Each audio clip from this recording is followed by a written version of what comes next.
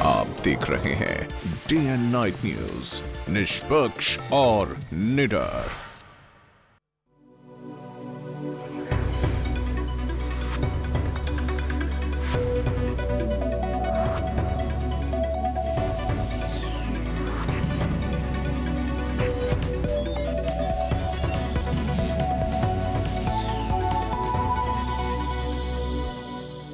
नमस्कार, day night news की हरियाणा के बुलेटिन में आपका स्वागत है। मैं हूं आपके साथ गौरव चक्रवर्ती। भाजपा किसान मोर्चा के अध्यक्ष ओपी धनखड़ ने एक बार फिर अजीबोगरीब बयान दिया है। जींद में एक निजी कार्यक्रम में हिस्सा लेने पहुंचे धनखड़ ने कहा कि जो कुंवारे हैं वो हमारे हैं। हरियाणा में आने वाले विधानसभा चुनाव को देखते हुए हर एक पार्टी युवाओं को अपनी ओर खींचने के लिए तरह तरह के हथकंडे अपना रही है। ऐसे में भला भारतीय किसान मोर्चा के राष्ट्रीय अध्यक्ष ओपी धनखड़ कैसे पीछे रह सकते हैं। जींद में एक निजी कार्यक्रम के दौरान उन्होंने एक नया शबूका छोड़ा है। धनखड़ ने लोगों को संबोधित करने के दौरान कहा कि जो कुंवारे हैं वो हमारे हैं। समस्या हमने पैदा की है, समाधान भी हमको खोजना पड़ेगा। कोई भी समाधान से भाग नहीं सकता, इसलिए कुंवारे हैं पर हमारे हैं, और इसलिए समस्या हमने पैदा की है तो हम ही उसका समाधान खोजेंगे। और उसका समाधान इसी बात में से है, लिंगा अनुपात के सुधार में से है, उसका समाधान सरकार की नीतियों में है, उसका समाधान टेक्नोलॉजी के ऑब्जर्वेशन में है, और उसका समाधान आदरपूर्वक विवाह में है। उस दिन भी यही बात थी और आज भी यही। इस दौरान धनखड़ ने पूरे देश में अल्ट्रासाउंड सिस्टम में नया बदलाव होने की बात कही। उन्होंने कहा कि पूरे देश की अल्ट्रासाउंड मशीनों को सरकार के सेंट्रल सर्वर से जोड़ा जाए ताकि मशीन से बताए जाने वाली हर जांच पर सरकार की नजर रहे। धनखड़ यही नहीं रुके, उन्होंने देश के मैरिज रजिस्ट्रेशन सिस्टम में भी बदलाव होने की बात कही। उन्होंने कहा कि दूल्हे के अलावा दुल्हन का भी सरकारी रजिस्ट्रेशन होना चाहिए। दूल्हे का अपने शहर में तो दुल्हन का अपने मायके में रजिस्ट्रेशन करवाना अनिवार्य होना चाहिए। देखिए, सबसे पहली समस्या भ्रूण हत्या की है। अगर बेटियां बराबरी पर नहीं आई तो किसी भी तरह से इस समस्या का कोई समाधान नहीं है। और इस समस्या की जड़ जो है टेक्नोलॉजी है, और टेक्नोलॉजी पर ऑब्जर्वेशन करके ही जो है इसको रोका जा सकता है। इसके देश में कहीं भी, प्रदेश में, देश में जहाँ कहीं भी अल्ट्रासाउंड का इस्तेमाल हो रहा है, हम चाहेंगे उनको एक सेंट्रल सर्विसेज सर्वर से जोड़ा जाए, हर एक की जानकारी रहे। कोई भी इस तरह की टेक्नोलॉजी जो लिंग बता सकती है वो बिना सरकार की जानकारी के नहीं रहे। यहाँ हम बनेंगे तो यहाँ हम ऐसा सिस्टम खड़ा करेंगे, बाकी राज्यों में भी सरकारें बनेंगी तो इस प्रकार का सिस्टम खड़ा हो। इस तरह की शादियाँ दोनों राज्यों में रजिस्टर्ड होनी चाहिए, जहाँ की बेटी है, जहाँ का बेटा है, एक जगह पर नहीं हो, जिससे मालूम रहे, जानकारी रहे कि ये बेटी कहाँ जा रही है, सरकार का भी ध्यान रहे। आपको बता दें कि इससे पहले धनखड़ ने बीजेपी का राज आने पर हरियाणा के कुंवारों के लिए बिहार से दुल्हन लाने का बयान दिया था, जिस पर बड़ा विवाद हुआ था। बहरहाल ऐसे में देखना होगा कि आने वाले चुनाव में धनखड़ के बयानों से युवा कितने प्रभावित होते हैं। जींद से राजकुमार गोयल के साथ Gaurav Chakravarti, day and night news. Haryana में होने वाले आगामी विधानसभा चुनाव को देखते हुए जहां सभी पार्टियां अपनी ताल ठोक रही हैं, वहीं पानीपत ग्रामीण सीट पर हचका ने एक विशाल रैली कर अपना शक्ति प्रदर्शन किया। रैली को संबोधित करते हुए हचका सुप्रीमो कुलदीप बिश्नोई ने इनेलो और कांग्रेस पर निशाना साधा। उन्होंने कहा कि किसी समय हरियाणा ईमानदार और भोले भाले लोगों के रूप में जाना जाता था, लेकिन आज हरियाणा ओम प्रकाश चौटाला और मुख्यमंत्री भूपेंद्र सिंह हुड्डा की नीतियों के कारण पूरे देश में भ्रष्टाचार, बलात्कार, हत्या और महिलाओं के साथ साथ दलितों पर अत्याचार के लिए जाना जाता है। मैं समझता हूं कि आपके आशीर्वाद से मुझे हरियाणा की बात और समाज का सेवा करने का मौका मिला, तो मुझे भी बहुत समय लगेगा इसको सुधार करने में। और इधर मुख्यमंत्री कौन बनेगा उसकी जरूरत नहीं जाता। तो आने वाले विधानसभा चुनाव में आप हरियाणा का मुख्यमंत्री किसको बनाना चाहते हो उसको सोच के अपने वोट की मदद कराएं। जो भी कैंडिडेट यहाँ से चुना, जो भी कैंडिडेट यहाँ से हमारी बात बताएगी, आपके दिमाग में आपके भाई से आपके बेटे को आशीर्वाद का आवाज आएगी। हरियाणा भाजपा विधायक दल के नेता अनिल विज ने रिटायर्ड अधिकारियों की दोबारा नियुक्तियों के मसले पर असंवैधानिक करार दिया है। विज का कहना है कि सीएम को रविवार को छुट्टी वाले दिन इन रिटायर्ड अफसरों को आनन फानन में अपने घर बुलाकर शपथ दिलाने का कोई अधिकार नहीं है। शपथ दिलाने का अधिकार केवल राज्यपाल को है। उन्होंने हुड्डा के उस दावे पर भी सवाल उठाया जिसमें उन्होंने कहा था कि राज्यपाल ने उन्हें ऐसा करने के लिए अधिकृत किया है। विज ने कहा कि भाजपा इस मामले में राज्यपाल को अवगत कराएगी और कार्रवाई की मांग करेगी।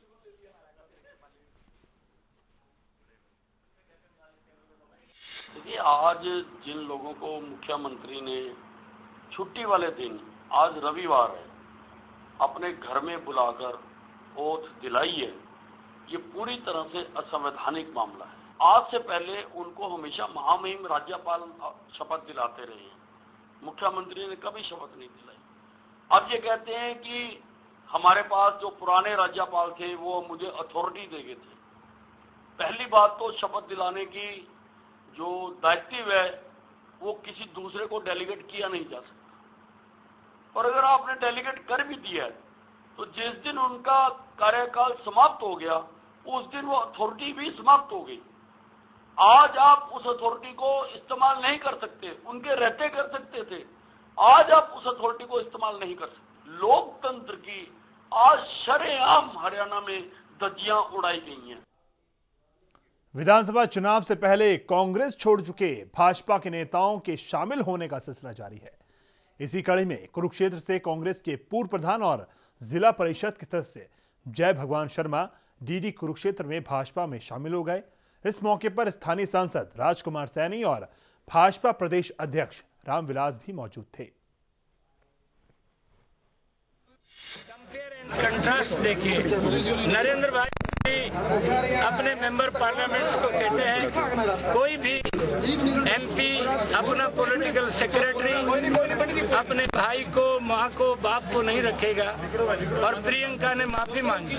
और इधर हुड्डा साहब जाते जाते भी 15 अपॉइंटमेंट्स की हैं, जिनमें से 11-12 तो हुड्डा जी के डायरेक्ट रिश्तेदार। पूर्व केंद्रीय मंत्री चौधरी चांद राम ने कहा कि हरियाणा विधानसभा चुनाव में उनकी स्वराज पार्टी प्रदेशवासियों को नया विकल्प देगी और प्रदेश की सभी 90 सीटों पर अपने उम्मीदवार उतारेगी। सहारनवास गांव में जनसंपर्क अभियान के दौरान चांदराम ने कहा कि राज्य में सभी दल परिवारवाद और भ्रष्टाचार में लिप्त हैं, जिससे लोगों में इन दलों के प्रति भारी आक्रोश है। उन्होंने कहा कि वह गैर जाट की राजनीति नहीं करेंगे, बल्कि पूरे प्रदेश का समान रूप से विकास करेंगे। सत्तारूढ़ कांग्रेस पर निशाना साधते हुए चांदराम ने कहा कि विधानसभा चुनाव में कांग्रेस पार्टी का पूरी तरह से सुपड़ा साफ हो जाएगा और ये पार्टी 90 में से मात्र 9 सीटों पर ही सिमट कर रह जाएगी। कोशिश तो ये है कि ऐसा हम विकल्प हरियाणा में दे जाऊं मैं मरने से पहले। मैं तो वही उम्र हूँ, 92 साल का हूँ, पता नहीं कितने दिन जीऊं, लेकिन मैंने आखिरी उम्र में स्वराज पार्टी, अच्छा राज देने वाली पार्टी, गुड गवर्नेंस पार्टी के नाम से बनाई है। मैं इसके जरिए से 90 सीटों पर उम्मीदवार खड़े करूंगा और SC, BC, ऊंची जात के गरीब इनके नाम से इलेक्शन लड़ूंगा। इन वोटरों को कहूंगा थारा राज आज तक नहीं आया। पंचकुला में पात्र अध्यापकों ने अपना अनशन खत्म कर दिया है। भर्ती बोर्ड के चेयरमैन खजान सिंह ने अनशन पर बैठे पात्र अध्यापकों को जूस पिलाकर उनका अनशन तोड़वाया। इस दौरान खजान सिंह ने जल्द ही लिस्ट जारी करने की बात भी कही। गौरतलब है कि पिछले 8 दिनों से पात्र अध्यापक अनशन पर बैठे थे। इस दौरान उन्होंने कभी सर के बाल मुंडवाकर तो कभी सामान बेचकर अपना विरोध जताया था।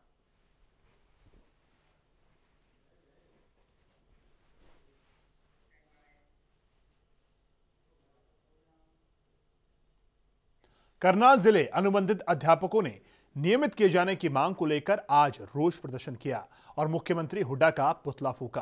प्रदर्शनकारी शिक्षकों की मांग थी कि राज्य सरकार 3 साल से रेगुलराइजेशन पॉलिसी के तहत सभी अध्यापकों को रेगुलर करे। उनका कहना था कि दूसरे विभागों के तहत शिक्षा विभाग में भी अनुबंधित शिक्षकों को नियमित किया जाए। उन्होंने चेतावनी दी कि अगर उनकी मांग नहीं मानी गई तो वो विधानसभा चुनाव का बहिष्कार करेंगे।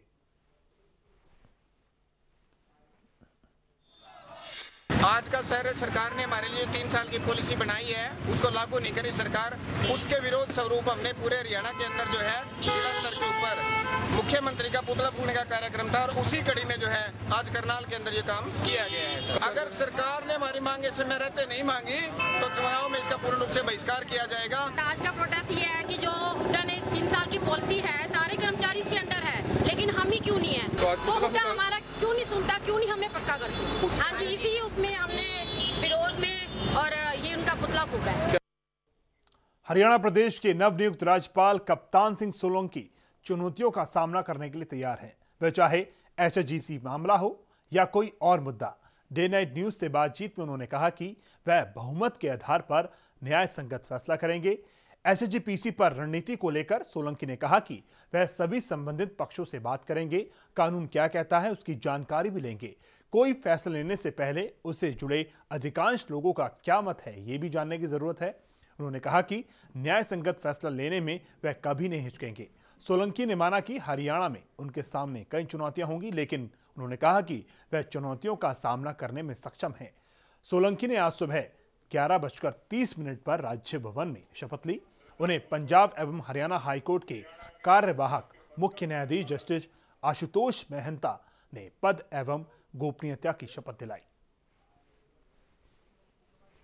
शपथ का पवित्र दिन है। अभी तक राष्ट्रपति आदरणीय ऑनरेबल राष्ट्रपति के द्वारा मेरी नियुक्ति हरियाणा के राज्यपाल के रूप में मुझे ये आदेश पाकर के बड़ी प्रसन्नता है। हरियाणा राज्य का, हरियाणा की जनता का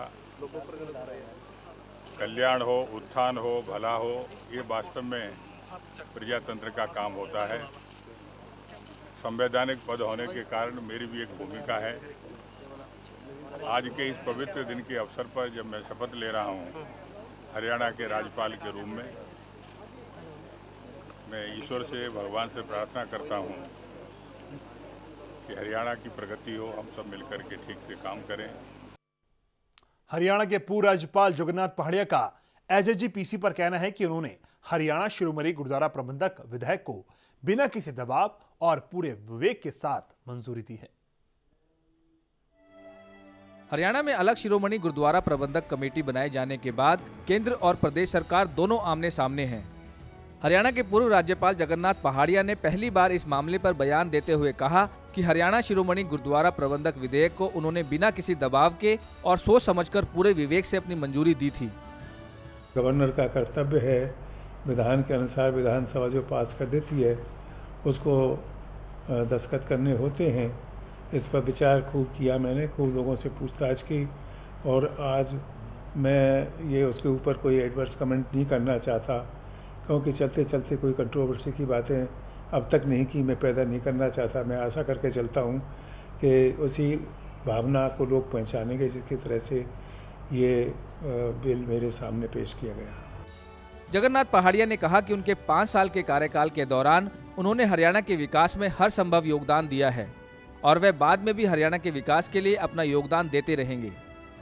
अंदर विपक्ष की भी एक भूमिका होती है सरकार के साथ साथ। सरकार तो अपनी बात विभिन्न माध्यमों से कहती रहती है, विपक्ष के लोगों का अधिकार होता है कि वो गवर्नर के सामने अपनी बात पेश कर सकें। कभी मौका मैंने इस बात का विपक्ष को नहीं दिया कि उनकी बात नहीं सुनी गई हो और जो नियम अनुसार कार्रवाई हो नहीं की गई हो। वहीं जगन्नाथ पहाड़िया को कार्यकाल पूरा होते ही राजभवन छोड़ने का मलाल भी है। उन्होंने कहा कि किन्हीं कारणों से वे 1 अगस्त तक राजभवन में रुकना चाहते थे, लेकिन ऐसा नहीं हो पाया। मेरा कार्यकाल कुल मिलाकर के बहुत अच्छा मैं मानता हूँ। अब यूँ तो कुछ ना कुछ खट्टी मीठी बातें होते ही रहती हैं, लेकिन सबका सहयोग मिला। इसके लिए मैं हरियाणा की जनता को, यहाँ के सभी कर्मचारियों को, अफसरों को और सभी सरकार के साथ साथ विरोधी पार्टियों को, सबको अपनी बधाई, धन्यवाद देता हूँ। जगन्नाथ पहाड़िया को कांग्रेस की अगुवाई वाली केंद्र सरकार ने 2009 में राज्यपाल की जिम्मेदारी सौंपी थी। प्रदेश और केंद्र दोनों जगह कांग्रेस की सरकार थी, इसलिए प्रदेश सरकार को किसी विधेयक पर राज्यपाल की मंजूरी के लिए मशक्कत नहीं करनी पड़ी। लेकिन अब समीकरण बदल चुके हैं। अपने कार्यकाल के बारे में बताते हुए पूर्व राज्यपाल जगन्नाथ पहाड़िया ने कहा कि उनका कार्यकाल यादगार साबित रहा। इस दौरान उन्हें सरकार और विपक्ष दोनों का सहयोग मिला है। बहरहाल नए बने राज्यपाल कप्तान सिंह सलोकी अपने वादों पर खरे उतरते हैं या नहीं, ये देखने वाली बात होगी। चंडीगढ़ से कैमरामैन मुकेश पांडे के साथ Manoj Rathi, day and night news. HSGPC के गठन को लेकर पैदा हुई तमाम परिस्थितियों के बीच कमेटी के अध्यक्ष जगदीश सिंह झिंडा आज रोहतक पहुंचे और मौजूदा हालात पर चर्चा की। झिंडा ने सीधे बादल पर निशाना साधते हुए कहा कि बादल ने केवल वोट और नोट की राजनीति की है, जबकि शिरोमणि गुरुद्वारा प्रबंधक कमेटी के अध्यक्ष अवतार सिंह मक्कड़ और प्रकाश सिंह बादल को हरियाणा के सिखों का मार्गदर्शन करना चाहिए। इसी मुद्दे पर झिंडा ने अकाल तख्त मक्कड़ और बादल को अनुरोध पत्र लिखने की बात कही है। वहीं झिंडा ने जानकारी देते हुए कहा कि एचएसजीपीसी के सदस्य शपथ ग्रहण समारोह से पहले सोमवार को गोल्डन टेंपल अमृतसर जाएंगे।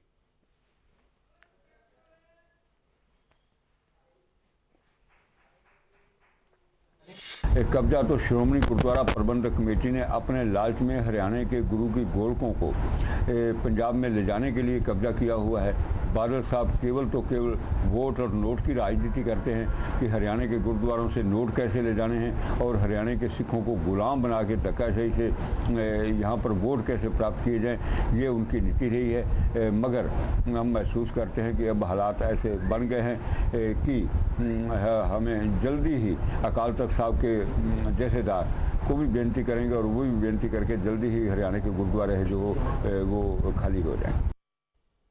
गोहाना के गांव जवारा में पिछले एक सप्ताह से गायब बच्चे का शव मिलने से सनसनी फैल गई। मृतक के पिता ने अपने बच्चे की हत्या का आरोप पड़ोस में रहने वाले 5 लोगों पर लगाया है। वहीं पुलिस ने 5 लोगों के खिलाफ मामला दर्ज कर लिया है और आगे की कार्रवाई शुरू कर दी है। गोहाना के गांव जवाहरा में पिछले एक सप्ताह से गायब बच्चे का शव मिलने से सनसनी फैल गई। मृतक बच्चे की उम्र महज 3 साल बताई जा रही है, जिसका शव गांव के जोहड़ में बोरी में बंद पड़ा मिला। घटना की जानकारी मिलते ही पुलिस मौके पर पहुंची और मामले की जांच शुरू कर दी। वहीं मौके पर पहुंचे मृतक के परिजनों ने पड़ोस में रहने वाले 5 लोगों पर हत्या का आरोप लगाया है। परिजनों के मुताबिक कुछ दिन पहले पड़ोस में रहने वाले लोगों के साथ उनकी कहासुनी हो गई थी और 21 जुलाई को घर के बाहर से खेलते समय अचानक गायब हो गया। काफी खोजबीन के बाद उन्होंने इसकी शिकायत पुलिस में दर्ज करवाई, लेकिन आज उनके बेटे का शव बरामद हुआ है। उसका बस दी हो गई थी हाँ। उसके बाद मैंने नो भी गया, हम ये कर देंगे, हम नो कर देंगे, ऐसा नाश कर देंगे, काबू में नहीं आया। कौन थे? पड़ोसी थे जी। और कौन थे? नाम बताओ। सबके जो भी थे। गन्नू, उसकी बहू, उनकी एक और लुगाई थी, कहीं थे पूरा इनका गिरोह था। उस वजह से वो काम होया ना, 1-2 आदमी का काम नहीं था। कब से लापता था आपका बेटा? 21 तारीख से लापता था। तो उसकी मामला दर्ज कराया था आपने गुमशुदगी का? करवा था। तो आज कहाँ मिला है? आज जोड़ पर मिला है, कट्टे में डाल के, जब उन प्रताप पड़ी है कट्टे में डाल के घेर गए। गाँव के जोड़? हाँ, गाँव के जोड़ पर मिल गया। वही मामले की जांच कर रहे पुलिस अधिकारी ने बताया कि 21 जुलाई को बच्चे की गुमशुदगी की शिकायत मिली थी, जिसके बाद गांव के जोहड़ में बच्चे का शव मिला है। फिलहाल पुलिस ने मृतक के पिता के बयान पर गांव के 5 लोगों के खिलाफ मामला दर्ज कर लिया है और आगे की कार्रवाई शुरू कर दी है। ये 21 तारीख को सुनील 21 तारीख को गुम गया था, घर से गली में खेल रहा था, खेलता खेलता गुम गया था। इसके पिताजी ने पर्चा दर्ज करा दिया था। पर्चा दर्ज करा आज की डेड बॉडी का पता लग गया है। डेड बॉडी आई है, इसमें 302 का मुकदमा दर्ज किया। इन्हें 5 आदमी का नाम शक जाहिर किया है, उनके खिलाफ 302 का पर्चा दर्ज कर दिया है। बहरहाल पुलिस इस मामले में पोस्टमार्टम रिपोर्ट का इंतजार कर रही है। इसके बाद ही आगे की कार्रवाई करने की बात कर रही है। ऐसे में देखना होगा क्या बच्चे की हत्या की गई या वह किसी अनहोनी का शिकार हो गया है। गोहाना से कमल मिड्डा के साथ Gaurav Chakravarti, day and night news. तो हरियाणा के इस बुलेटिन में फिलहाल इतना ही, निकले आप देखते रहिए डे नाइट न्यूज। नमस्कार। खबरों की दुनिया में आइए, हमारे साथ कहीं भी और कभी भी जुड़िए। हम मिलेंगे फेसबुक पर, हम दिखेंगे यूट्यूब पर, हमें फॉलो कीजिए ट्विटर पर। खबरों के साथ बने रहिए रात दिन।